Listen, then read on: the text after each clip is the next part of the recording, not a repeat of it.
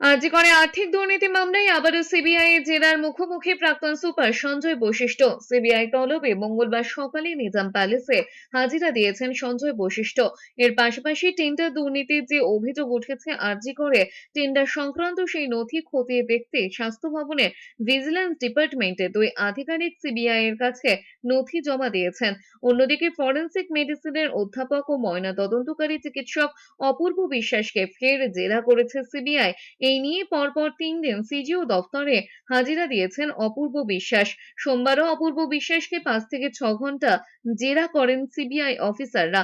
তাড়াতাড়ি ময়না তদন্তের জন্য চাপ দেওয়া হয়েছিল এবং নিহতের কাকা পরিচয় দিয়ে প্রাক্তন কাউন্সিলর বলেছিলেন ওই দিন ময়না তদন্ত না হলে রক্তগঙ্গা বইয়ে দেবেন। এমনই বিস্ফোরক অভিযোগ করেছিলেন অপূর্ব বিশ্বাস। এই ঘটনায় আর কারা রয়েছে, কাদের নির্দেশে দ্রুত ময়না তদন্ত করা হয়েছিল সেই বিষয়টি অপূর্ব বিশ্বাসকে জেরা করে ভালোভাবে খতিয়ে দেখতে চাইছে সিবিআই।